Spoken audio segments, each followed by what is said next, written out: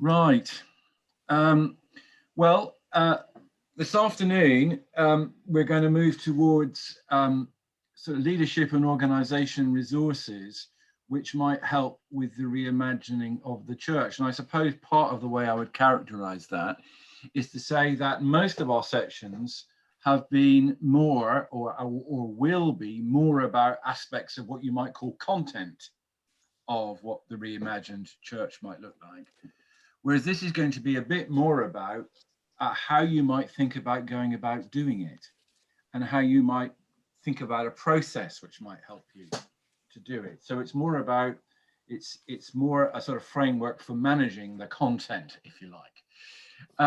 So I'm going to start sharing my screen. I'm going to apologize once again to poor Linda, who will have seen quite a bit of this before, but I'm hoping it'll stand up to a second viewing, Linda.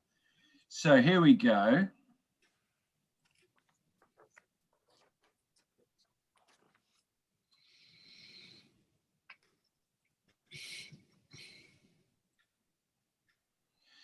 Okay, so organizational approaches to mission. What resources do we have? What kind of leadership do we need?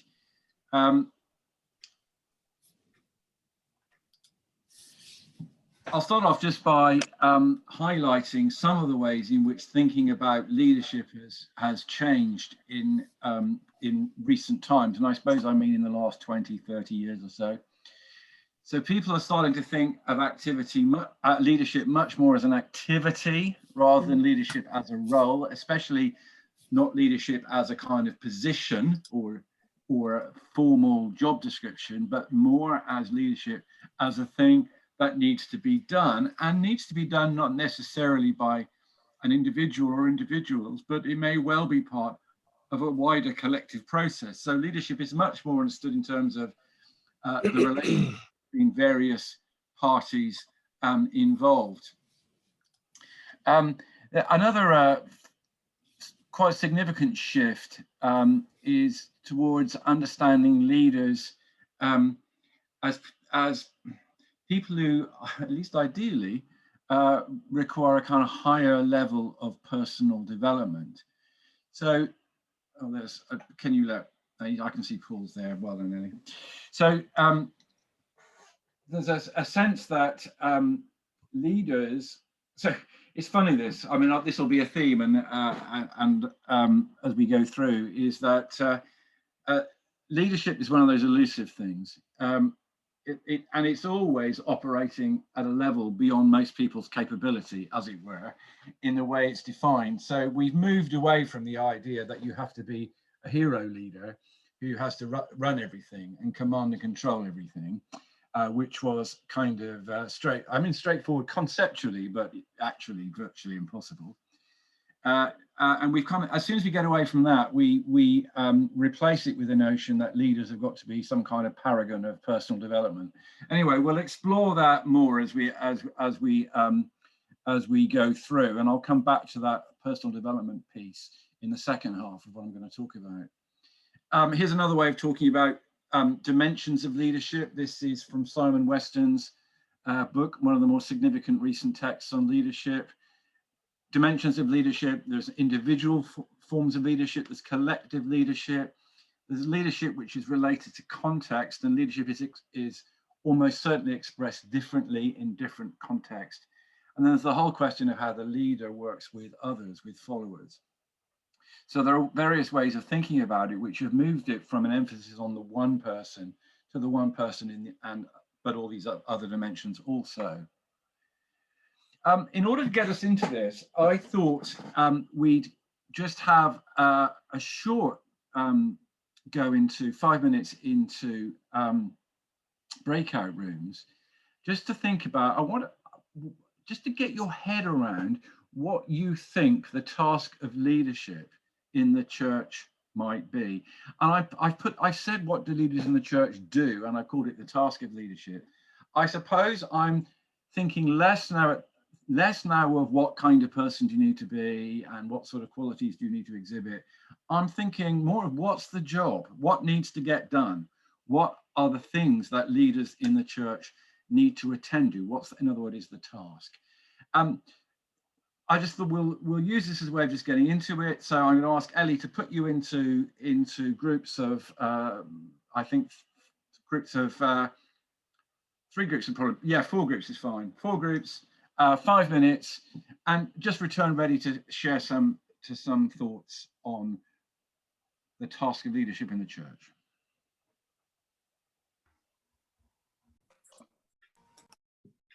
Great. Good to see you back.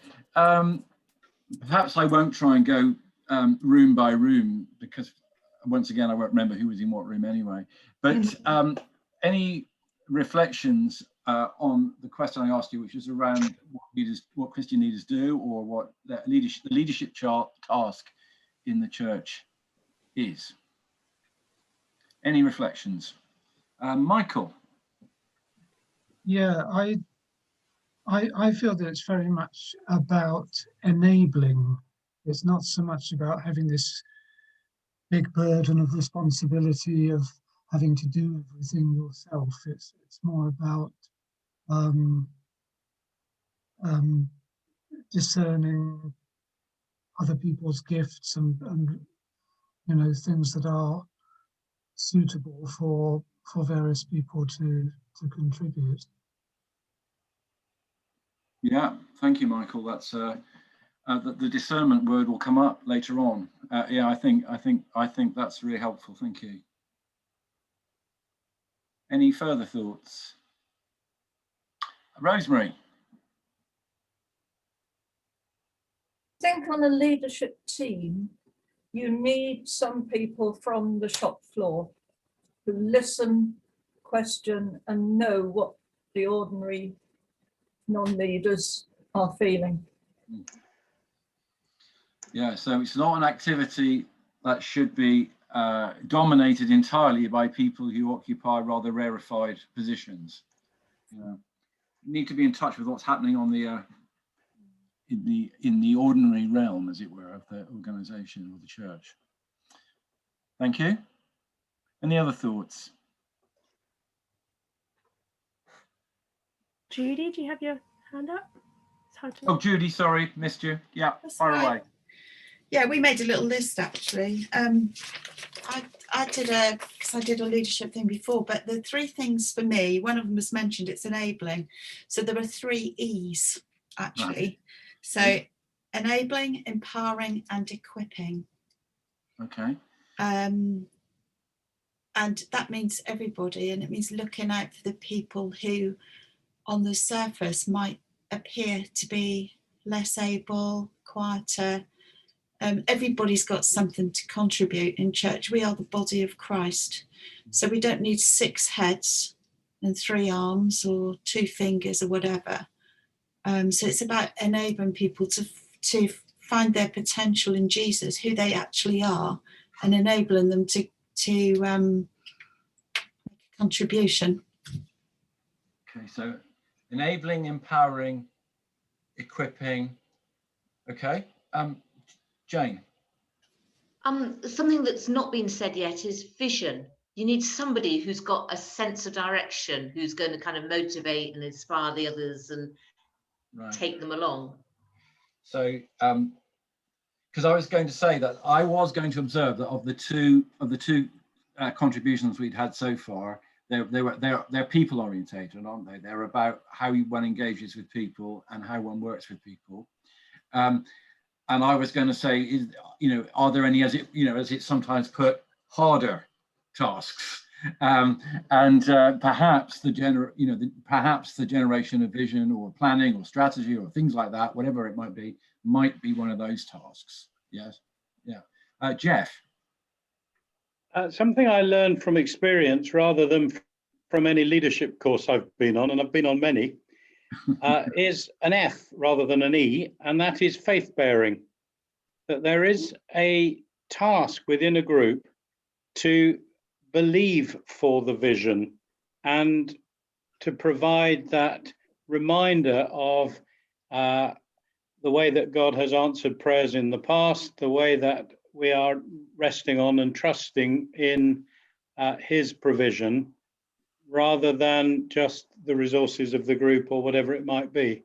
And in several different roles that I've had, I've found myself quite profoundly being the faith bearer for the project or the initiative. And that includes a pastoral element of reassuring people and a vision casting element of reminding people of whose power, if you like, we're drawing upon. Thank you, Jeff. That's really helpful too. I think I'll refer back to all the things that have been said so far later on. Any further thoughts? Pete? Well, just on the back of Jeffrey, I think that's the role of the prophet, isn't it? The one who says, if we were to trust God today, this is what tomorrow could look like. And I think that's where the faith bearing comes in, not just saying, let's go along with my crazy idea, but reminding folk who we are and to whom we belong and on what the purpose of it all is. It's a lonely place to be, but that's the role of the prophet. I think that's a helpful image for leadership. Yep. Okay. Great. Thank you. Any more? The leader's got to be an encourager as well, to encourage people along as they're doing things, and to be there willing, if things go wrong, to pick up the pieces and carry things on as well. Yeah, so there's something about, an encouragement. Letting people be able to fail, actually, letting people try something out, but then be able to pick up the pieces if they fail. Okay, that's so another important people task. Sorry, who's that? Paul. Oh, Paul. Just, I think there's a lot to be said today, looking at community organising this, and in the church, and the way in which it's about empowering everyone. So leadership is about being a good leader, is about empowering everyone to be a leader. So and then being able to have the grace and the ability to become a follower and allow someone else to take the lead. Yeah, and I suppose that what goes with that is a certain willingness to submerge or to submit one's own ego to the needs of the whole, or to the larger cause. What we're beginning to illustrate, I think, is that the what of leadership, which is what I'm chiefly concentrating on right now, is very closely related to the how of leadership. So how, the how we do it and the what it is that needs to be done are very closely related. But I'll try and maintain the separation for the sake of enabling us to pick up one or two themes that, well, we can't do it all at once, so to do it in a kind of ordered way. So I'm going to go back to my screen sharing now, and in the light of what you've said, and I will come back to what you've said, carry on. I want to say, I think, that there is a strong relationship between the way that we conceive leadership and the way that we conceive organization. I mean, I think there's quite a strong tendency in the world of leadership studies to treat leadership as a standalone kind of subject. But for me, I've always seen it as a bit of a subset of the larger question of organization and organization theory. And one way of therefore of thinking about the leadership task is to think about it in relation to the particular way that organization is being considered.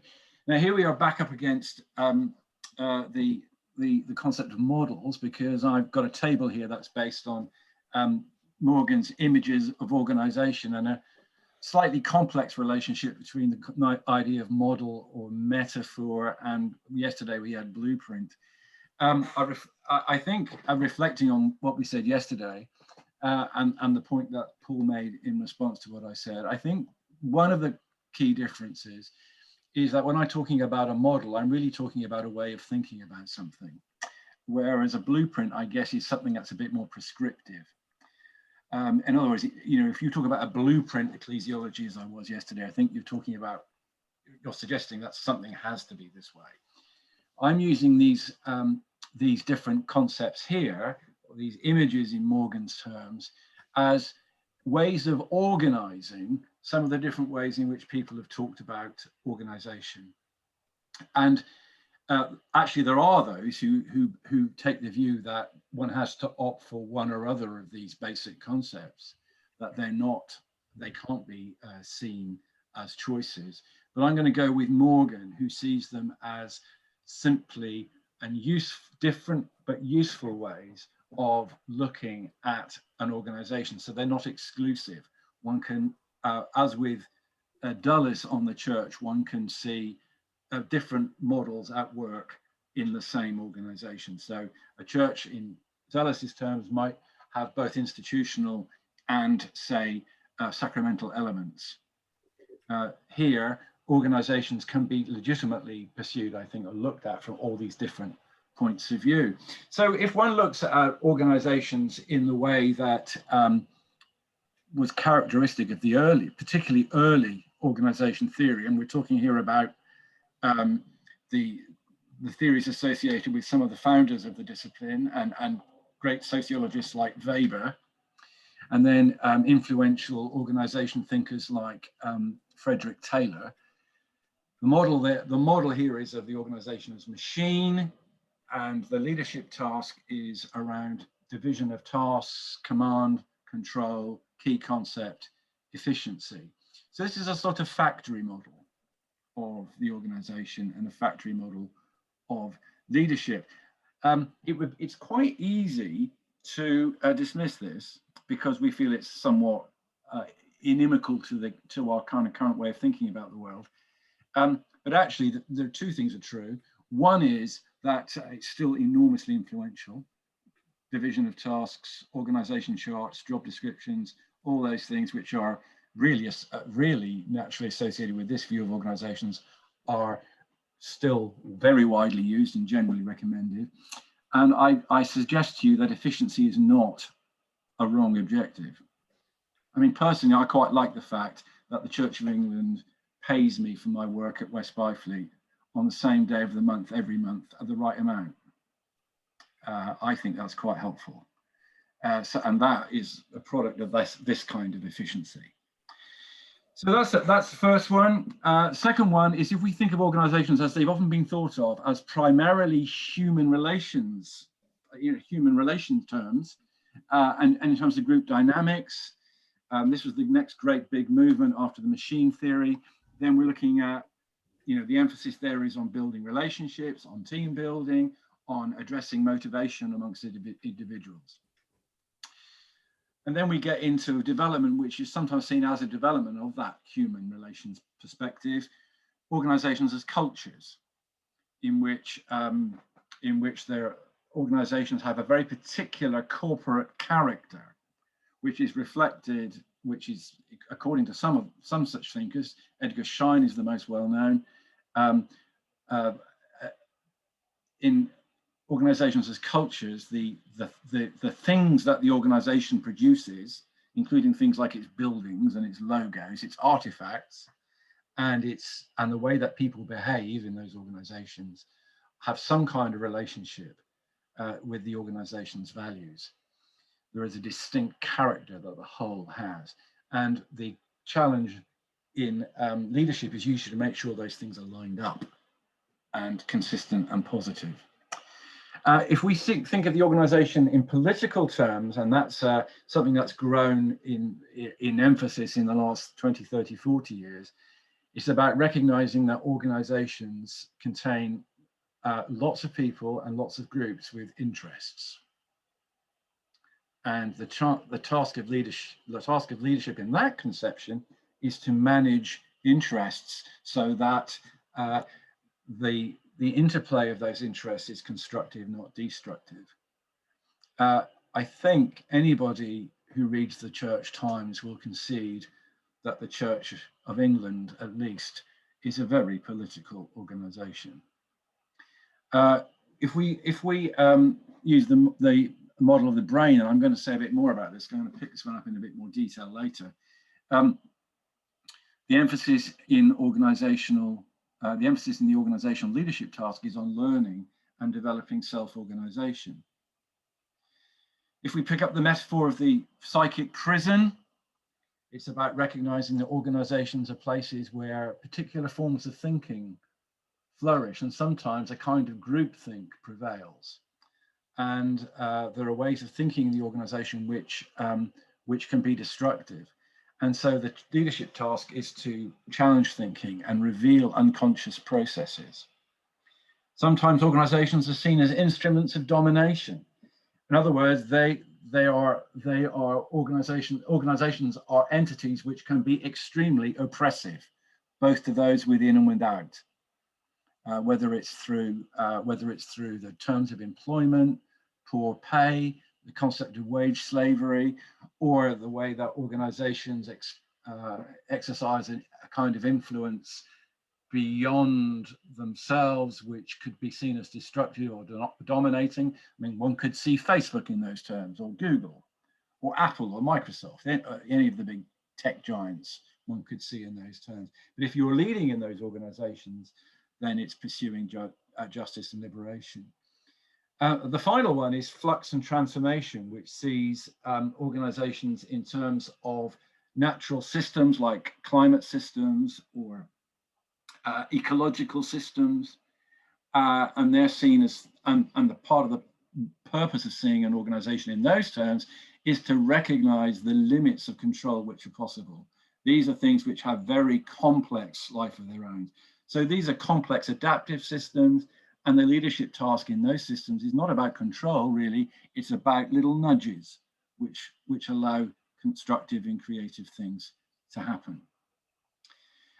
It's worth looking at all of that, and I am saying there is a role for all of those and other ways of looking at organization and ways of thinking consequently about leadership tasks. But I'm going to focus on, for a while, on the notion of cybernetics and on the notion of systems, which primarily is an approach associated with the brain metaphor, but also draws on aspects of the flux and transformation metaphor. And in fact, I will argue that it's capable of embracing quite a few of the approaches I've already briefly described. A system is characterized as a set of relationships, a sort of network in which the system, composed of systems, has emergent properties, displays characteristics as a whole system not found in any of its parts. I mean, just to give you a simple example, let's take a car. A car is a simple machine-based system. If you take it apart, you have all kinds of parts, and none of them has the properties of a car in them. They don't move around, steer, etc. And which is why you can't deal with a car as a system by simply getting all the best bits of cars and putting them together. They wouldn't fit. It's about how the whole thing works together as a whole is what creates what it is.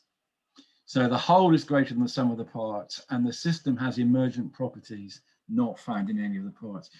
Of course, the more normal kind of system in view here is, not a machine system, but an open system, something more like the human body or the human brain. Also key to the idea of systems is what's called the black box principle, which says that you can never completely know the system because its behavior as a whole only belongs to the system. It doesn't belong to the parts. So you can't understand it by breaking it down in a kind of classical scientific manner. You have to look at the whole. Self-regulation systems have self-organizing capabilities, and managers must work with them. It's about hand on the tiller, not about command.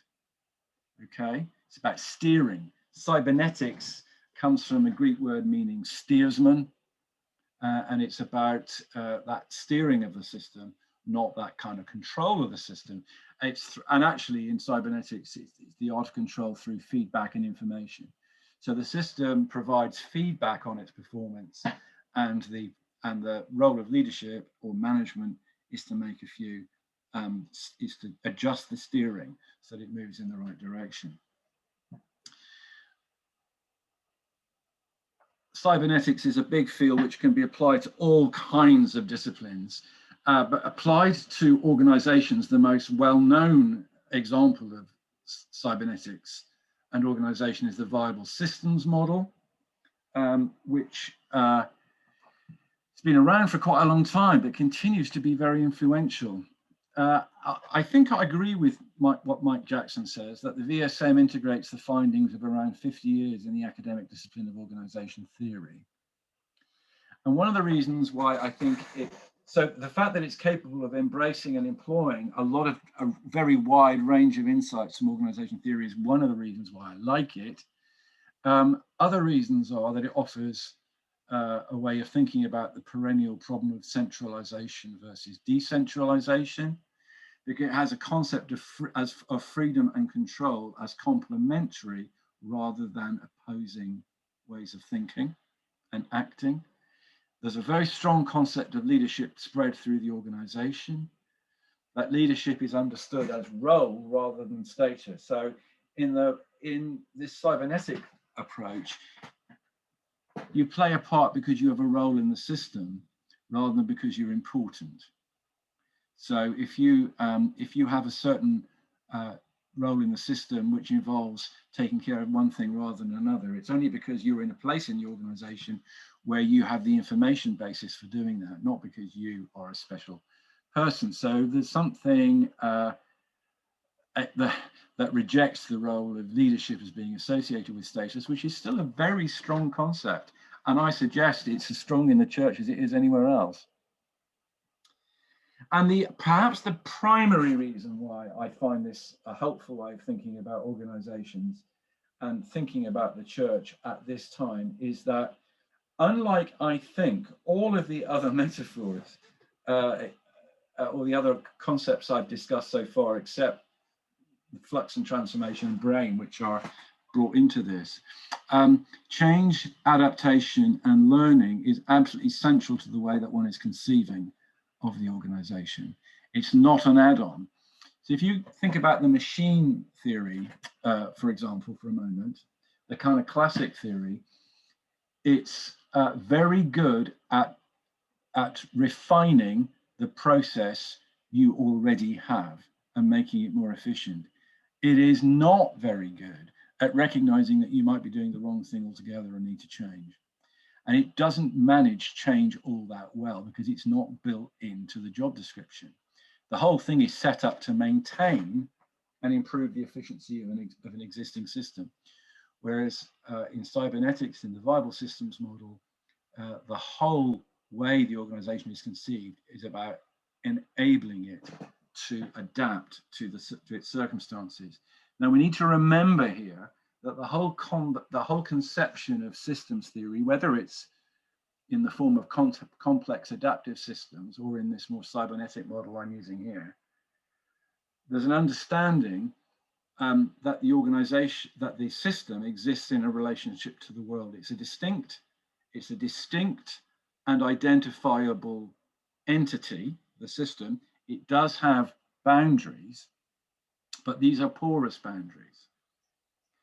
And that the organization and that the system takes resources from outside the system, does things to them in the more technical language, puts them through a process, and that results in outputs which are then fed back into the environment outside the system. And one of the implications of that, which I think is quite interesting for our conception of reimagining the church, is that the resource comes from outside, not from the inside. Now, that's not a theologically put concept. That's an organizational sociological concept, but I think it's an interesting one which bears some theological reflection. Before I go into this, how are we doing so far? Am I making sense? Are there any questions? Right, hang on, Michelle. I can't see. My only problem is, like, you might have to help me Ellie, because I can't see the whole screen, but I know that Michelle's got. If you stop sharing for a minute, we could just, because Yeah, I can't see everyone either with your screen. Yeah, okay, let's do that. Okay, so Michelle, fire away. I might have imagined this, but on the slide you showed working through the concepts and the leadership task, it appeared that as you worked down the concepts, the leadership task became increasingly opposite to what the concept was. So in the beginning, for example, the machine one, the leadership task was very congruent with machines, as in, you know, being efficient, just dividing up the labour. But towards the bottom of the list, they seem to be, the role of the leadership task seemed to be troubleshooting the concept, making sure that the negative aspects of the concept didn't happen. Is that true? Or have I imagined it, or is that actually what has happened? That is a brilliant observation, Michelle. And yeah, I think you're right, and I think I'll tell you why I think it is basically right. I mean, there may be some element of me presenting things not entirely in the best light, but essentially, I think what you're seeing is that in organization theory, the larger move in organization theory has been away from a modernist approach to organizations, which is matched by what is called in sociological terms a functionalist view, a functional view of organizations. So in other words, the classical view of organizations sees them in kind of mechanical scientific terms on the one hand, as something that you can see, understand, manipulate, press button A and get result B on the one hand, and on the other hand, organizations are seen as serving a positive social function, even though in fact they may be making a lot of money for individuals, because a lot of these concepts come out of study of businesses. So there is a sociological assumption that they're a good thing, but the underpinning revolution, which if you're interested in, the key text is Burrell and Morgan's Sociological Paradigms, I think it's called. So this is the work that Morgan did before he wrote Images of Organization with Burrell, and they argued for, and I mean they weren't the only people doing this, but theirs is the classic text, which says that we should look at organizations much more critically, and we should bring into play a much more subjective epistemology as well. Okay, so we should stop assuming that we know everything about the organization and that we can just look at it and manipulate it. And on the one hand, on the other hand, we should also stop assuming that organizations are just entirely a good thing, or that they play an entirely positive role in society. So you get a much more radical critique of organizations, and those are reflected, because what Morgan did with that work was to move it from that, this is a long answer, isn't it? From that underpinning sort of philosophical and sociological shift to, he started to describe them as just different ways of looking at organizations. But underneath, actually, there's a much more ideological debate about the nature of the organization, and those later models are more critical. I just haven't got my head around whether it feels like a negative shift in terms of the role of leadership if you're entering into an organization knowing that you're already set up to battle something, to fight against the downside of the systems. It feels like you're already entering something that's going to make your life as a leader harder. Possibly, and it may be that there is a more positive way of expressing some of those concepts than I have done. So it might be partly the way I've put it. On the other hand, I think it's better to be aware than to be taken. Yeah. I mean, I mean, if one looks at the history of the church, a failure to recognise its existence as a political entity, I think lies behind quite a few mistakes. Yeah. The refusal to see the church as a place where negative thinking can become enshrined and institutionalized. The failure to see the church as a place where domination can take place. I mean, let's look at the safeguarding scandals, which I would put in that category. Yeah. Refusal to take those kinds of issues seriously, to my mind, makes the church very vulnerable and has made the church very vulnerable. Yeah. Any other thoughts?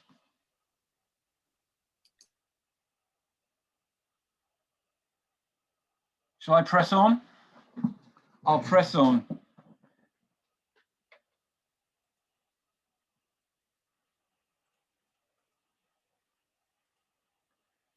Right. I want to show you a model which, in a sense, it doesn't matter that much whether you kind of buy what I've said so far or not. So this is a model that arises out of the viable system model, but I think it has a certain kind of intrinsic appeal. And this is where I'm going to start to reflect back on some of the things you said earlier. So this model is called the trialogue. It describes the functions of the viable organization, and it was designed by Peter Dudley, a follower of Stafford Beer, and Ross Ashby, who's another figure in the world of systems theory. And it says that organizations have three distinct functions that they need to carry out in order to remain viable. Remember here that the assumption is that the organization exists within an environment with which it needs to interact positively in order to survive. Three activities. The most obvious one, in a way, and the one that we're most aware of probably, is the one that's called managing the present.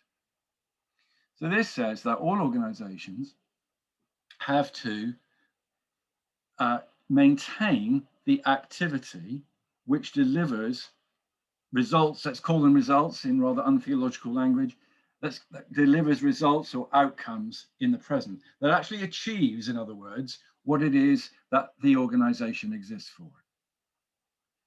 So if we were talking about the church, we'd probably be talking about its day-to-day ministry and mission, okay?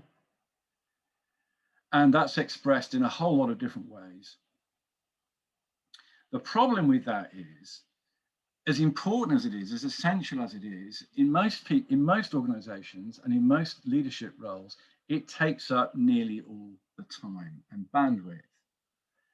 And the difficulty is that we have a tendency to assume that the world will go on as it always has, and that tomorrow won't be different from today.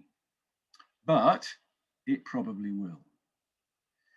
And in order for the organization to survive, it has also always to be creating its future. And that is, it needs to be taking a look at what's going on in the wider environment. And of course, the wider environment is reflected, the people in churches are also parts of other systems and other networks. So the outside is inside as well, if you see what I mean.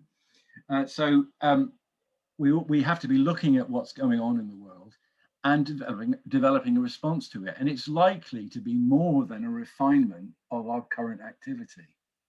It's likely to be something different. So to put it as my friend John Beckford does, managing the present is about doing things right. That's where the efficiency language quite appropriately comes in, if you like, as one dimension of it anyway. But there's also a creating of the future, which is about doing right things and recognizing that what was right today or yesterday might not be right tomorrow. How does one make those judgments? How does one move from the present to the future appropriately? Well, obviously one needs to make a good judgment about what you think is going on in the world. But the key factor is represented by the third box, which is nurturing identity. In other words, we have to so understand who we are, that we are able to respond to what's going on in the world in such a way that we maintain our identity and we retain our integrity. Now, the complication around that is that identity sounds like it ought to be a straightforward matter. But as we started to see, when we started to talk about the church yesterday, and this is where I make a straightforward connection with what I was saying yesterday, when we start to talk about the church, it's not actually so very clear what the identity of the church is. Whether one is looking at the church at a kind of global level, or at a denominational level, or at a local level. So there's a job to be done there, which is about always being able to articulate that identity. And to do so by being able, usually involves disentangling it from that identity, the essence of identity, from a whole bunch of assumptions that will have grown up around it.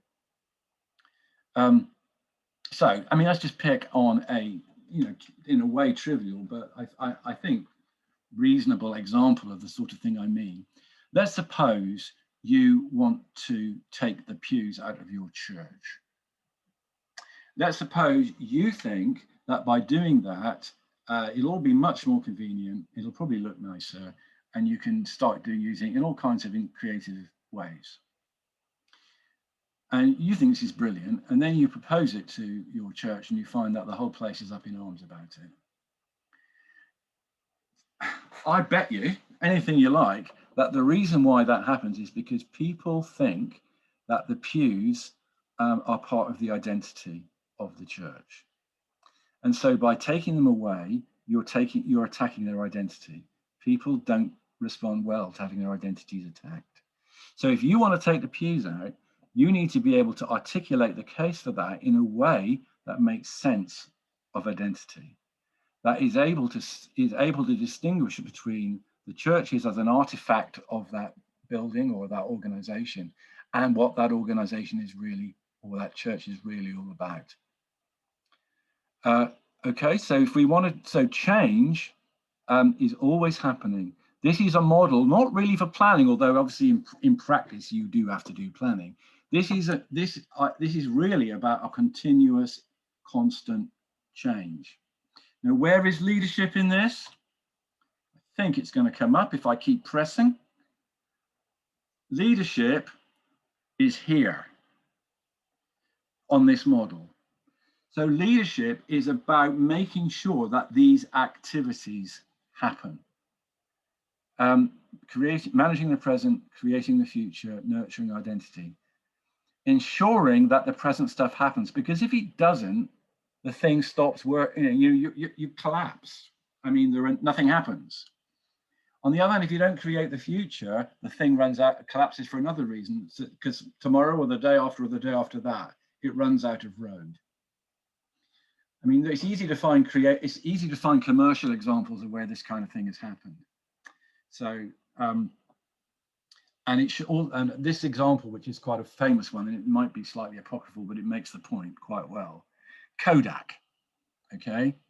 Kodak used to dominate the whole world of film. And Kodak was very slow to respond to the to digital image making. And it's certainly said, although I don't know if it's really true, but it's certainly often said that this is because they had confused their commitment to film with their fundamental identity.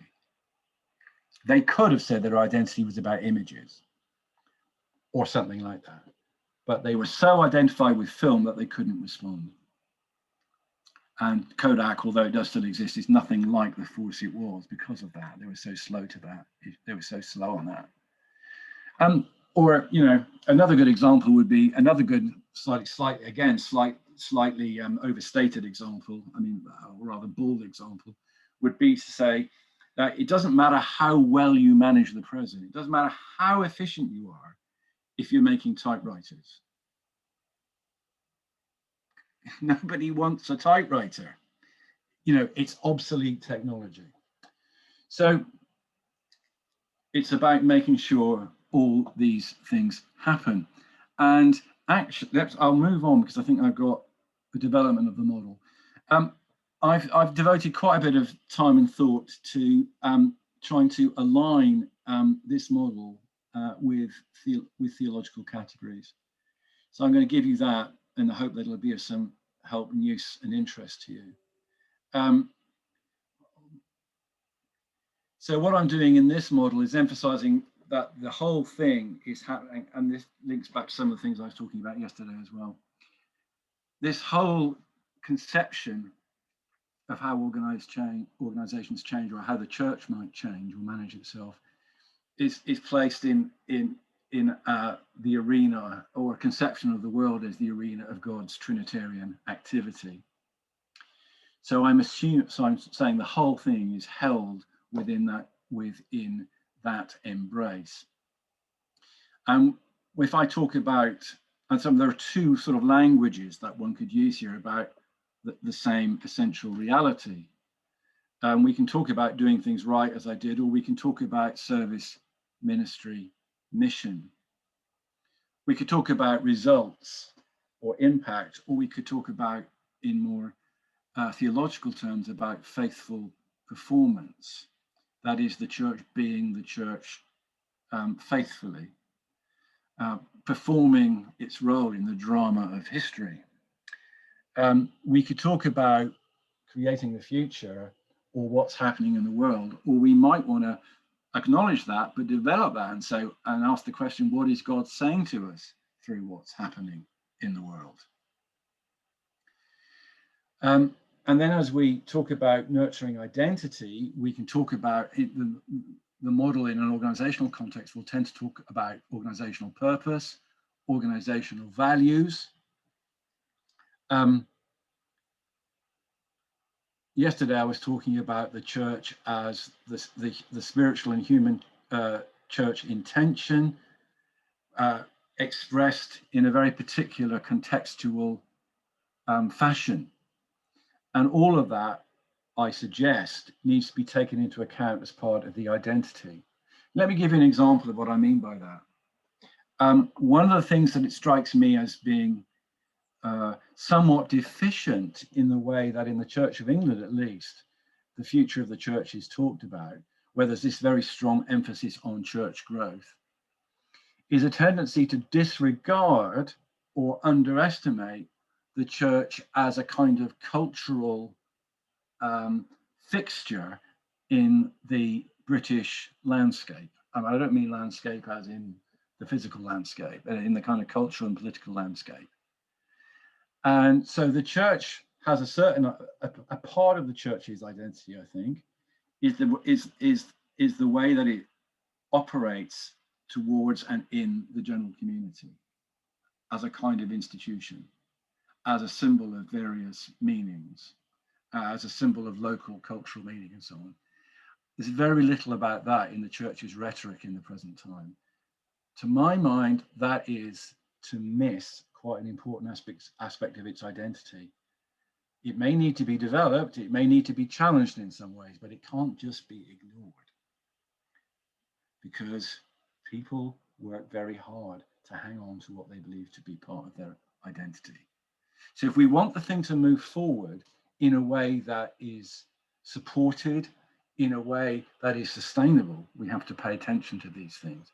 And actually, we have to ask ourselves, putting all these things together, we need to ask ourselves, what are we called to become? And here I'm explicitly linking this trialogue model to the idea of faithful improvisation as expressed by the Faith and Order Commission of the Church of England.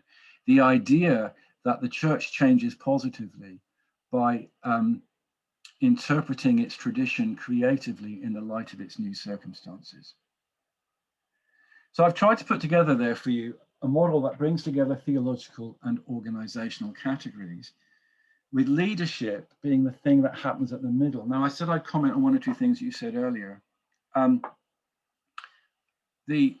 think it was Jeff was talking about the leader as the faith bearer.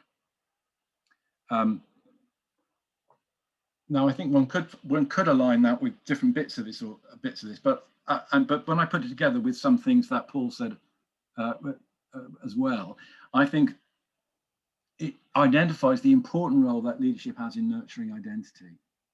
That is articulating who we are, what we're about, what we think is important to us, and reminding the church of that again and again, and indeed helping people to go deeper into that. It might be that, and that also probably does have a relationship to that sense of saying, of being a spokesman for tomorrow as well, and saying, we're here now and it's great, isn't it? Or it isn't, depending on how quickly you've managed to change. But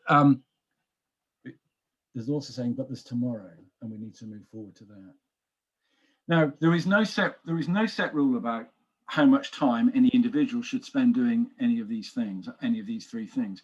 But I would suggest that if you have a formal position of leadership for a recognizable whole, like say a local church, then you probably ought to be thinking more about creating the future and nurturing identity than about managing the present. And I bet you that if you were to do a review of your average week and categorize your activities in these terms, you would find you're spending a bit more time on managing the present than you'd like to be, because that's just kind of how life tends to be. Because that looks like doing work usually, where I think partly, and it's urgent, of course, as well. Whereas these other things, which are just as important, are more easily put off. Let's just see if I've got anything else to add to this. Oh yeah, here's the discernment word.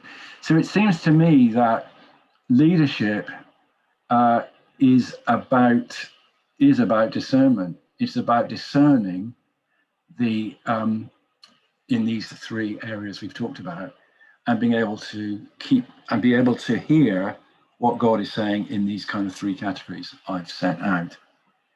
Now, how are we doing for time? Is it half an hour to go, Ellie? Sorry, yes. Cheers. Okay, thanks. So I'm going to come out of that for a minute and just ask you just to reflect on what I've said so far, and perhaps particularly on that last model. Tell me if you find it helpful. Tell me if you've got questions about it. Tell me if you think it's a load of old nonsense. Or perhaps you think it's too technical or technocratic, whatever. Anyway, Jeff, fire away. I just wonder if it's too static. There is a sense in which leadership, the task of leadership, is seen as holding together those three dimensions with an assumption that everything stays the same unless you do something. And my more inspiring, I think, I mean, for me personally, I find it more inspiring to see leadership as a dynamic thing on a journey. And the reality is you're on a journey into new territory, inevitably because of the passage of time. You can do a certain amount to create a new future, but you've also got to respond to that dynamic that if you do nothing, you'll still have a new future. It won't stay the same. It will either go wrong or it will go in a different direction. But there's no such thing as standing still. Jeff, I've said that myself many times. The organisation that's standing still is in fact going backwards. Thinks it's standing still is going backwards. No, I completely agree with you, and I think if I've given you the impression otherwise, that's my failure to explain very well. No, that absolutely you're right. The whole conception is that the world is changing whether we like it or not. It's about keeping up with what's going. It's about the fact that the future will be with us whether we like it or not. So it's about the leadership task is to respond to that dynamic movement that's going on in the world and affecting us inside as well. And the conception here is one of a dynamic equilibrium. So we're always moving. but also always staying the same, in the sense that we are preserving our essential identity, which is the trick, because if we don't preserve our identity, we just disappear or we become something else. Well, that's relatively easy to do. But the really difficult trick is to respond to that external and internal dynamic, and but also remain recognizably ourselves. Again, I'd come back to you and question whether identity is the most helpful way to think of it, because again, that's very static.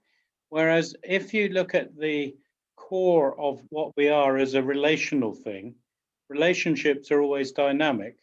And the challenge is not maintaining the identity, which is very often seen in terms of, you know, furniture and culture and traditions and liturgy, but actually as a sense of a community moving together in relationship with one another. It gives you much more freedom from your past and much more scope to rally people together in terms of what holds them together relationally rather than culturally. Yeah, that's a good challenge, Jeff. I think I did say that one of the key things is to disentangle what what really matters to you from what has become the way you've operated. And I think quite a bit of cultural baggage would lie in that category. So I don't think I accept that it's. I mean, I understand what you're saying, but I don't think I would accept that what the concept I was describing is static. Judy. Sorry. Yeah, I like the model. It gives you something to hang. It's a framework to hang things on. I was just reflecting that congregations change. You know, people grow up, they get older, kids go off to university, and what your DNA is 2 years ago, particularly, I think, if you've got quite a lot of young people, sort of teens, 20s, particularly in a town like ours where there is no university, and things change quite rapidly sometimes, which are completely outside of your control. Yeah. So I think DNA is a really interesting thing because it changes, and people change depending on their circumstances. You know, you think people get sick, they get older, they get divorced, they, you know, and their perceptions of church change and their perceptions of themselves change. And on a positive note, you get people who I don't really like the word self-development, but you suddenly find that there are people who've really got something positive to add, and that changes all the dynamics as well. So I think that the nurturing identity, you've actually got to be very on your feet if you're a leader or a team of leaders, to actually look at that and discern, one, where the Holy Spirit is moving, and two, where people are moving, because they might, you know, they might be moving into position, or they might actually be moving out. Yeah, I mean, thank you, Judy. A couple of things to that. One is, I'm not asserting that this is all simply controllable. Okay, I'm not suggesting that for a second. In fact, a basic of systems approaches, which I didn't say earlier, is that, you know, outcomes are probabilistic, not not predictable. So I think I would go a bit further in that direction. I mean, I'd go a bit more further in the control direction than my former colleague Tim Harrell, for example, who well, he's still my colleague. He's just not on the staff as such. Who is very keen on the kind of flux and transformation image, complex adaptive theory, complex adaptive systems, where there's a much more reduced understanding of what one can influence, generally speaking. I'm more optimistic than that, in the sense that I think human agency, you know, does have some real purchase, but I still think we can't control outcomes. That's the first thing to say. Secondly, yeah, I think identity is a complex conception, and it does flex, it does move. And I did try to say that I think one of the things we're trying to think about is, what can we become?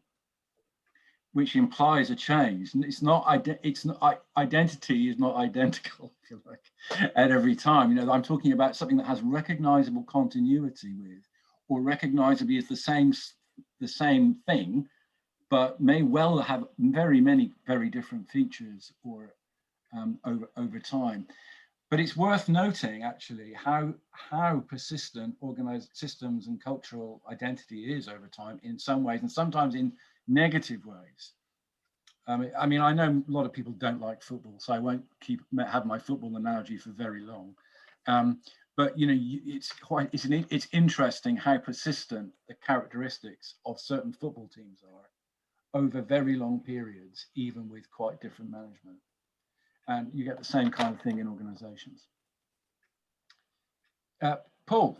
Yeah, so just different things, contributions. First of all, just to mention, one of the books I go back to is part of history, I guess, is Peter Rudge's stuff, Ministry and Management. I mean, those models that he talks, the way he relates to the church.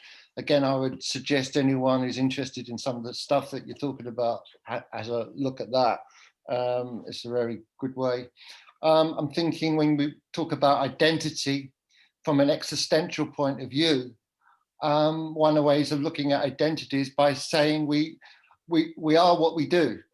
And we're focusing on behavior. So if you want to strengthen identity, you want to work out who we are, then the good place to go is observing what you actually do. Another thing is, as we're talking about models again, I mean, for ordinary people, one of the ways of talking about models to ordinary people is to talk about assumptions.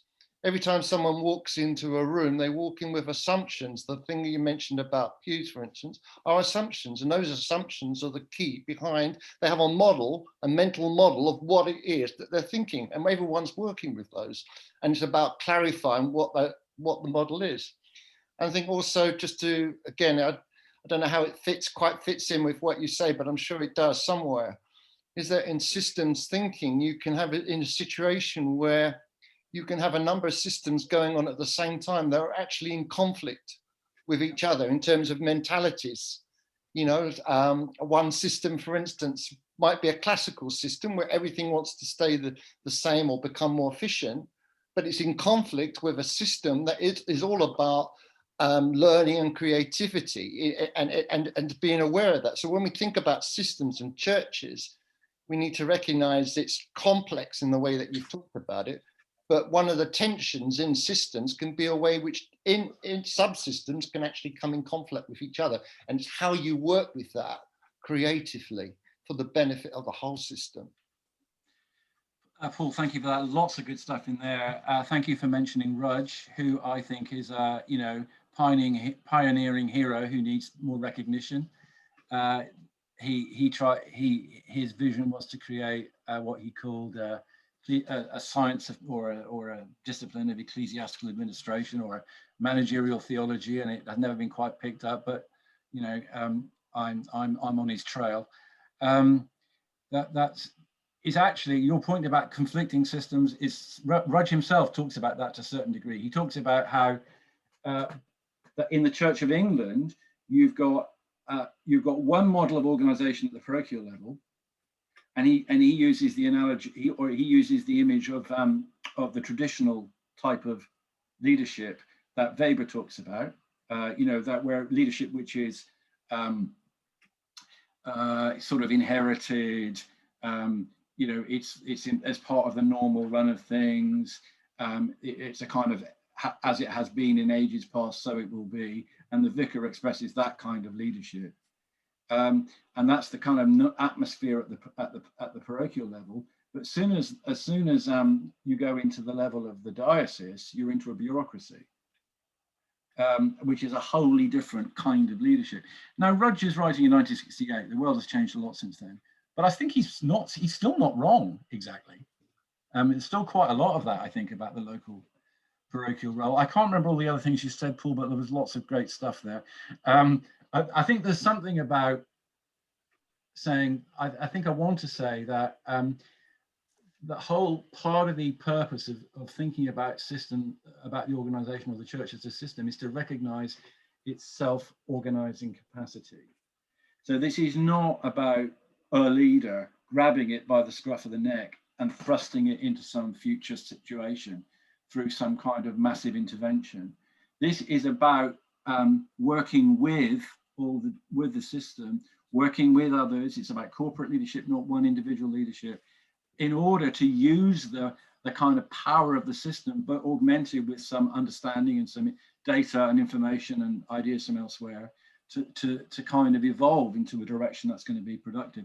And as I say, not entirely predictable. We've only got a quarter of an hour to go, haven't we? So maybe I should just press on through the last bit, I think. Simon had his hand up, so I don't know if it's sorry, a Simon. quick comment or not. No, I wanted to pick up on the last point you made about the difference between diocese and parish, and refer back to one of the points you made, that leadership is spread through the organisation and understood as role rather than status. Change, adaptation, and learning is central.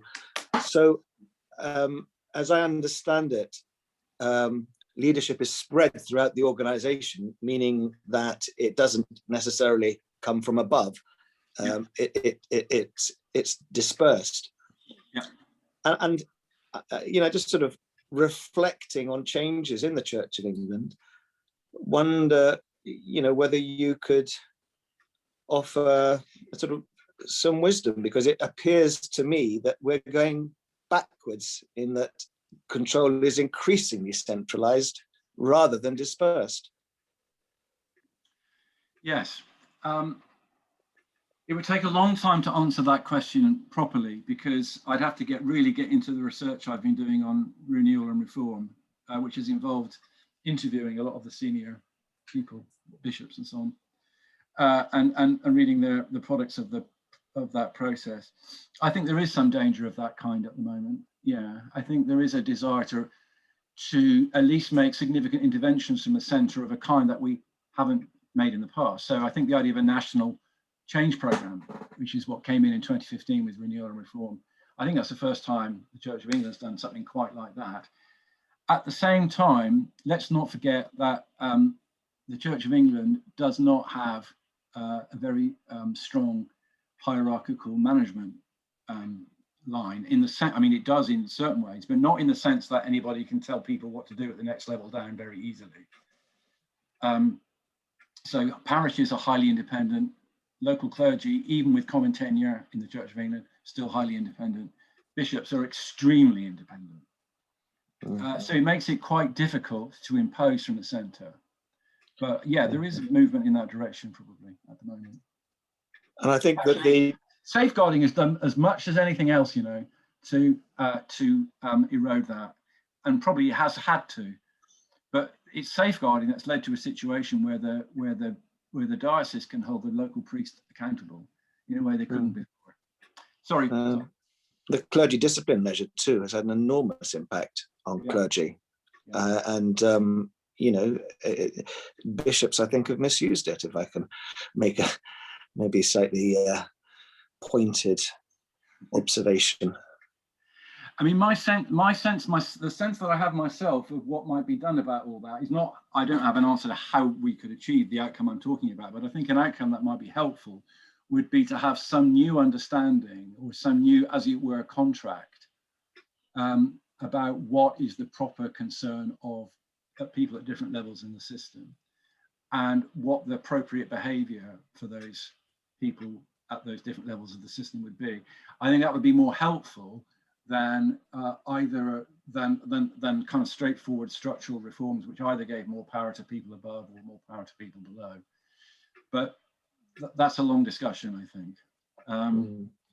Let me just crack into finish. I mean, I'm probably not going to get quite to the end. It's okay. I need to say something, I think, about the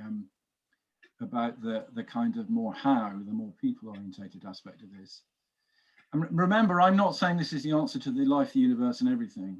I am saying that this is one model among many, and I'm saying that this is one I find very helpful. Okay, I'm not telling you that this is the answer, but I think you might find it helpful if you want to think about how you can move the church forward. And I am suggesting that one way of talking about what reimagining might mean would be to talk about that conversation between the claims of the future and the claims of identity. It's a useful diagnostic as well. If you want to have one way of thinking about where you are as a whether it's a local church or a diocese or the Sunday school or or the education office or whatever it is that wherever you operate, then asking because it's a recursive concept. So you can look at the system at different levels. And each of those has their own trialogue. In fact, you can talk about yourselves in these terms. You can think. One of the ways it's quite a useful tool for self-reflection as well. Okay, we won't go into that. That's really a return to what I said yesterday, so I will leave that for now as well. I think we haven't got time to do this discussion either. But I just want to say something about this kind of how of leadership. I think a kind of very broad consensus has grown up that about what this kind of higher level of development means. And I think it means interpersonal skills characterized in particular by awareness of oneself, so quite a high level of awareness of oneself, and awareness of others, augmented by the ability to then, understanding oneself, which is the essential prerequisite, also manage oneself. That is to know how you operate and act to make sure that you operate positively. And also having the ability to understand others and the skill that goes with it to actually turn that into productive, helpful, constructive relationships. So there's an awareness and a skill involved. Yes, and there are specific skills and knowledge in team working and people development. So, however sort of intuitively good you are at working with others, there's also some very useful specific skills about how teams work and how people develop and so forth that are helpful. Here are some of them. Situational leadership. I don't know if I haven't got time really to describe these things, but these are particular ways of looking at the development. Situational leadership is about how you help individuals to improve their skills. Influencing skills is exactly what it says. It's about how you influence others in a positive way, but not in a manipulative way.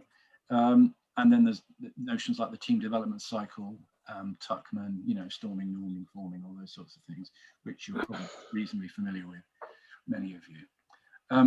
So there's that, and I think would it be fair to say that the dominant idea is perhaps something that might be called, is it emotional intelligence? Perhaps it is. So this is Daniel Goleman's model, which just captures what I was talking about there about self-awareness, social awareness, self-management, relationship management. So these are the kind of qualities and skills that people look for in leadership. That's the slide I put up earlier. I've got a few things to add to it now. The importance of character or virtue. There are versions of this there are lots of different versions of this, but I've just put down there, e.g., what Collins calls level 5 leadership in Good to Great, which is, not really an academic book, but a very influential business book, suggesting that in his research, the executives of the most successful companies in the world, his argument is that you've never heard of them, the really most successful ones, because they're not celebrities. They possess a paradoxical mixture of personal humility and professional will. I think there are a lot of people, even in the business world, who've got no time for celebrity business people. And there's a link to notions of psychological security, wholeness, stability. So there's quite a lot of work around about such things as, around such areas as attachment theory and so forth. So leadership as an activity, not a role. Leadership as a collective process.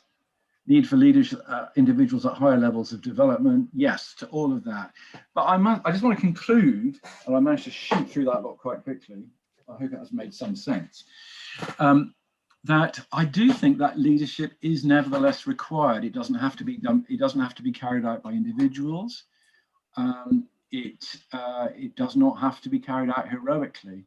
I think it does have that enabling, empowering character that people spoke of earlier. I think it's about creating a space. I think it's not about knowing what the future needs to look like, but it's knowing probably that we need to go there and having some ability to insist that we do or facilitate some kind of process.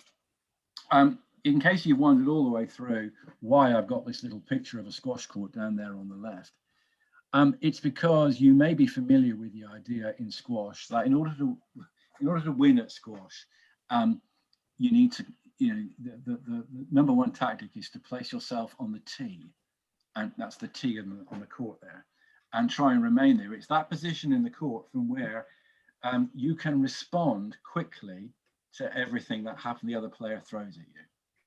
Okay, not even, I mean, it is about, in a game, it's about winning and it's about dominating, I suppose. But it's about being in that place where you can, when the ball comes at you, from wherever, you can reach it. So I think it does require, I do think leadership requires certain proactivity. I don't think it's a good idea to be on, cricketing metaphor, sorry. It's not a great idea to be on the back foot in a leadership role. But that's not the same thing at all as having to be the person who does it all, has the answers for it all, etc. So that's a kind of key distinction I would make, I think. Have we got time? Oh, just for a couple of comments, haven't we? Then I have to.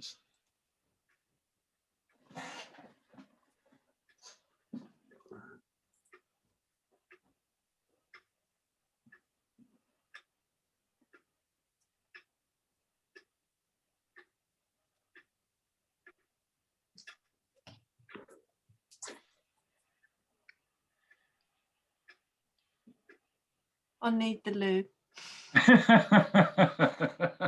Michelle, go ahead. We can't see you anyway, so it's all right. Thank you. Any thoughts before we? Oh, Pete. I'm just thinking about the agility, I guess, that we need in leadership and how we need to make the identity based around who we are theologically as God's people rather than what we do, and how often we've coupled our churchmanship and our performance, our activities with the gospel rather than reimagined it. And that's, I mean, I've always had the kind of thought in ministry that if you can keep folk in a gentle, kind but constant place of change, then it becomes more incremental and more survivable. But then moments like we're in now, you think, well, this is a chance too good to be missed. If the worst they can do is fire me, then maybe we just need to take a big step this time because everything's up for renegotiation. But that when we mean everything, we don't mean the identity at all. We mean the activity. But if we've got our identity that's caught up with what we do rather than who we are, then that's going to be very painful for people. I think that's a helpful distinction, Pete, between what we do and who we are. I mean, I know it's quite difficult to separate who we are from what we do because the one reflects the other to some extent, or certainly the second reflects the first. And it's a bit like faith and works, isn't it? It's a bit difficult to separate them. But I do want to keep saying we need to get who we are. We need to sort out who we are because that the other things then follow. I think if we start building our future around first of all around what we do, and I think the chances, I think it's going to be much harder to sustain because we support and we get behind what conforms with who we are. Yeah. We tried to spend some time thinking about values then. I mean, I was trained in the mission statement, vision statement, getting the fonts and the commas right and all that stuff, and pretty much turned my back on it in ministry and started talking about our drivers and things that are important to us, which are not activities, they're postures, I guess. And by getting the church to think that way, then how we articulate those postures can change without us feeling as though we've lost anything. It means that we can try stuff, and we've just spent 50 grand on a project that's going to have to fold because it didn't work. And everyone's saying, well, that didn't work, did it? And there's no, apart from the sadness that it didn't work, we haven't lost any identity because it wasn't tied up with the activity.